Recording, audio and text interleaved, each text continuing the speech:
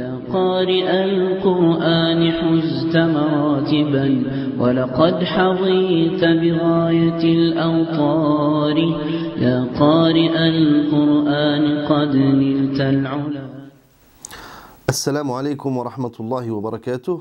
Mes chers frères et sœurs, je vous souhaite la bienvenue dans cette nouvelle vidéo consacrée au Coran de la série intitulée « Lis au nom de ton Seigneur ».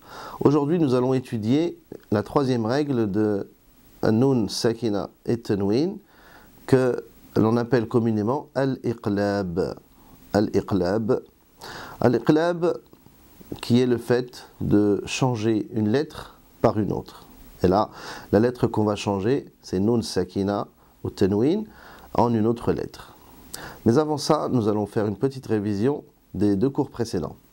La première règle que l'on a étudiée est la règle de Al-Idhar. Et nous avons dit que l'Idhar, c'est le fait de prononcer un Nun, Sakina ou Tanwin sans aucune altération sonore. C'est-à-dire comme si on les prononçait seuls. Et ce, lorsqu'elle précède l'une des 6 lettres de l'alphabet, Al-Hamza, Al-Ha, Al-Ain, Al-Ha, Al-Ghain ou Al-Kha. Ces 6 lettres, comme on l'a précisé précédemment, sortent toutes de la gorge. Nous avions divisé la gorge en 3 niveaux, le bas, le milieu et le haut de la gorge, et chaque niveau sortait 2 lettres, comme suit. Le bas de la gorge, Al-Hamzatu wal-Ha, le milieu de la gorge, Al-Ainu wal-Ha, et le haut de la gorge, Al-Ghainu wal-Kha. Nous avions dit que ces points de sortie sont tellement éloignés de celui du Nun que ces lettres-là ne pouvaient pas influencer un Nun. Et c'est pour cela que l'on applique ce qu'on appelle Al-Idhar, le fait de prononcer Nun, Sakina ou Tanwin de manière tout à fait naturelle. Nous avions donné quelques exemples, donc je vous demanderai de revenir à la vidéo consacrée à l'Idhar pour pouvoir vous exercer sur les exemples cités précédemment. Puis la deuxième règle que nous avons étudiée était Al-Idram. Al-Idram que l'on avait traduit par fusion. Et nous avions dit que l'Idram était le fait d'introduire un Nun, Sakina ou Tanwin dans la lettre qui va la suivre, et qu'il y avait 2 manières de le faire. Donc soit nous laissions un petit quelque chose de ce Nun, Sakina ou Tanwin, et ce qui restera, c'est l'un de ses attributs qui est Al-Runnah, que l'on prolongera un certain temps, comme vous pouvez le voir dans les ouvrages consacrés à cette matière du Tajwid, vous verrez qu'il est noté 2 temps, en sachant qu'un temps, un T, est égal au temps de prononciation d'une lettre mutaharrika. Donc 2 temps, c'est le temps de prononcer 2 lettres mutaharrika, à savoir que cela est relatif, car dans des ouvrages plus anciens, nous trouvons 4 temps ou même 3 temps, mais au niveau de la pratique, il n'y a aucune différence, car ces choses-là sont héritées par chaîne de transmission directe jusqu'au prophète sallallahu alayhi wa sallam. Et c'est ça la base de la comparaison, c'est le fait de s'asseoir devant un maître récitateur et de calibrer sa lecture sur la sienne afin de bien sortir la runna dans le temps qui est désiré, c'est-à-dire le temps qui lui est imparti. Donc on a dit qu'il y a 2 types de idram, un idram avec la runna et un autre sans la runna. Donc on introduit un nun dans la deuxième lettre tout en imposant une shadda à la lettre qui suit. Nous avions dit que les lettres de l'idram sont au nombre de 6 aussi, et qu'on les rassemble dans le mot yarmaloun, yarmaloun. Donc on a le ya, ra, al-mim, al-lam, al-waw ou al-nun. Donc ces 6 lettres sont les lettres de l'idram. Ensuite les 2 catégories, donc avec runna ou sans runna, nous allons extirper 4 lettres du mot yarmaloun qui seront l'ya, al-mim, al-nun et al-waw. Ces 4 lettres-là seront réservées à l'idram bi runna. Al-idram al-naqis. On avait dit qu'il était incomplet car il restait quelque chose de nun. C'est pour cela qu'on l'a appelé incomplet. Puis al-idram complet. Et pour celui-ci, il restera les 2 lettres, lam et ar-ra. On l'a appelé idram complet car il ne reste plus rien du nun. nous imposons simplement une shadda au ra ou au lam lorsqu'ils suivent nun sakina. Et nous délaissons totalement le son du nun. Comme dans l'exemple min rabbihim, nous lirons min rabbihim. Ou alors, walakin la, nous lirons walakin la, sans passer par le nun. Donc le nun est effacé. C'est un idram complet. Pour l'idram incomplet, naqis, avec l'ya, faman ya'mal, donc au lieu de dire faman ya'mal, nous allons occulter nun, mais en laissant quand même cet attribut qui lui est propre, qui est al-ghunna. Faman ya'mal. Et nous avions dit précédemment que le ghunna était un son qui sortait par la fosse nasale, appelé communément dans les livres de tajwid en français, nasillement. Ensuite, al-mim, nous avions cité comme exemple, mathalan, ma, et si l'on joint les deux, ça donnera mathalan ma, mathalan ma. Ensuite, pour le waw, nous avions cité l'exemple de min wal. Nous occultons nun en laissant quand même sa ronna sur le waw, avec une shadda aussi sur le waw, et nous lirons min wal. Puis il restait un nun. Donc le nun sakina suivi d'un autre nun mutaharrika, min nour, min nour, min nour, min nour. Donc là, comme vous voyez, j'impose l'onna à ce nun. Donc voilà pour la révision des deux cours précédents. Aujourd'hui, Inch'Allah Ta'ala, nous allons découvrir la règle numéro 3 qui s'appelle al-iqlab ou al-qalb. Ce qui est le plus correct et le plus juste en langue arabe, c'est de dire al-qalb.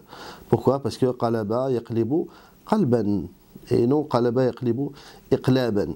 Mais il est appelé communément iqlab. Donc, al-qalb huwa qalbu shay'i an wajhihi, le fait de retourner quelque chose. Le fait de retourner quelque chose, on appelle ça al-qalb. D'où l'appellation du cœur al-qalb, car il se retourne. Car le cœur se retourne. C'est-à-dire qu'il peut être, qu'il tend vers une chose, puis tend vers une autre chose. Ce qui nous intéresse aujourd'hui, c'est qu'est-ce qu'on va changer ou qu'est-ce qu'on va retourner. On va changer un nun sakina en une autre lettre si elle rencontre la lettre ba. Car sachez que dans cette règle-là, nous n'avons qu'une seule lettre qui va influencer un nun sakina ou un tanwin. Ce sera la lettre ba. Donc si on a, c'est toujours le même exercice, lorsqu'on lit le Coran, nous sommes à la recherche et à l'affût du nun sakina ou du tanwin. Et s'il rencontre al-ba, et je dis bien s'il rencontre, c'est-à-dire si al-ba vient après nun sakina et tanwin, et je rappelle que après c'est à gauche et pas à droite, car en arabe on lit de droite à gauche et non de gauche à droite. Donc si l'al-ba il est à gauche de nun sakina ou de tanwin, à ce moment-là, le nun sakina, nous le changeons en mim. Nous le changeons en mim en faisant ce qu'on appelle al-ikhfa. C'est un mim très léger. Citons quelques exemples de cette règle-là pour montrer comment l'appliquer. Anbihum. Remarquez que dans le mot anbihum, il y a un nun sakina suivi d'un ba. À ce moment-là, je vais juste superposer mes lèvres et laisser al-ghunna sortir par le nez pendant un certain temps et ouvrir mes lèvres pour prononcer al-ba. Anbihum. Remarquez que je n'exerce pas de pression sur mes lèvres pour préserver al-ikhfa. Min ba'd. Là, dans le mot min, il y a un nun sakina suivi d'un ba. Dans le mot min, il y a un nun sakina et la première lettre de ba'di est un ba. Donc nous changeons le nun en mim avec ikhfa, c'est-à-dire un mim dissimulé, et nous lirons mim ba'd. Comme vous l'avez remarqué dans le premier exemple, un nun sakina et al ba sont présents dans un seul mot. Anbi'hum, nous allons le lire Anbi'hum. Et dans le deuxième exemple, nous avons un nun sakina à la fin du premier mot et un ba au début du deuxième mot. Min ba'di. Min ba'di. Min ba'd. Et enfin, le troisième exemple, nous avons un tenwin suivi d'un ba. Summun bukm. Summun bukm. Voilà pour al-qalb. Sachez que pour cette règle-là, il suffit tout simplement d'observer al-mushaf. Lors de votre lecture, vous remarquerez au-dessus des nouns concernés ou des tenwins concernés un petit mime écrit sur la lettre, ce qui vous indiquera le fait de prononcer cette règle-là, tout simplement. Maintenant, nous allons observer une petite lecture du Coran et je vous demanderai de prendre note des exemples qui incluent al-idhar, al-idram et al-qalb. Donc là, cet exercice que nous allons faire, il va vous permettre de remarquer les trois règles que l'on a étudiées jusqu'à présent. أعوذ بالله من الشيطان الرجيم بسم الله الرحمن الرحيم ويل لكل همزة لمزة الذي جمع مالا وعدده يحسب أن ماله أخلده يحسب أن ماله أخلده كلا لينبذن في الحطمة وما أدراك ما الحطمة نار الله الموقدة التي تطلع على الأفئدة إنها عليهم مؤصدة إنها عليهم موصدة في عمد ممددة. Remarquez avec moi qu'il y a plusieurs règles dans cette sourate, parmi les règles que nous avons étudiées. Je vous demanderai de mettre pause sur la vidéo et de prendre un crayon pour remarquer les règles dans cette sourate. Quant à moi, je vais vous les dicter une à une. Waylun likulli. Là, nous avons un tenwin sur le mot waylun, suivi d'un lam. Qu'est-ce qu'il nous indique? C'est la règle de l'idram complet, sans runna.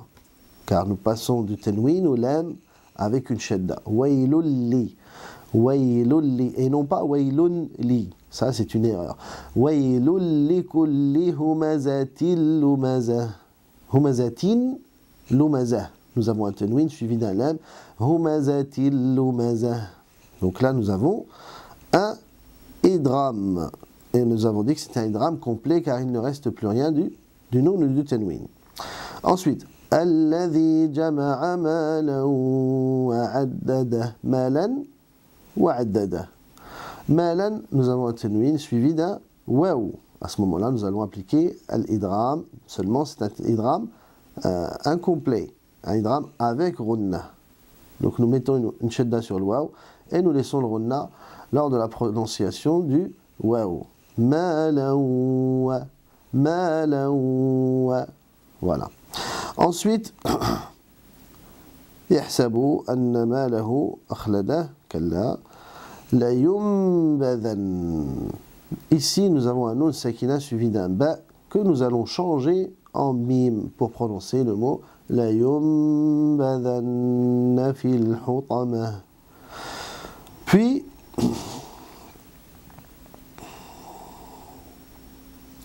le mot amadin fi amadin mumaddada. Là nous avons un tenwin dans amadin suivi d'un mim. Et al-mim est une lettre de idram incomplet, c'est-à-dire qu'il nous restera la runna du nun que nous allons, du tenwin que nous allons retirer. Donc nous prononcerons amadim mumaddada. amadim mumaddada. Si il me venait l'envie de faire la liaison entre le premier verset et le deuxième verset, lumazatin alladhi, comment ferais-je cette liaison? Alors comme dans alladhi, la hamza de alladhi, l'alif c'est une hamzat wasl, c'est une hamzat wasl. Donc nous allons faire un kasr du tenwin de lumazatin. Et nous prononcerons les deux mots comme cela. Lumazatinilladhi. Lumazatinilladhi. Hein? Donc ça c'est une petite remarque entre parenthèses.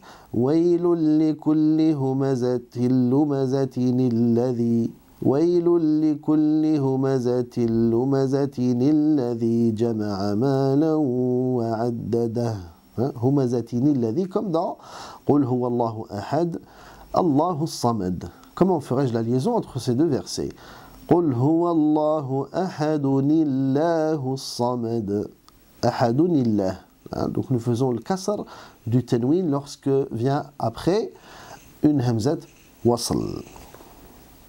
Voilà tout pour aujourd'hui, en espérant que cela vous a été bénéfique. Je vous souhaite une bonne fin de Ramadan. Et je vous dis à la prochaine vidéo. Assalamu alaikum wa rahmatullahi wa barakatuh.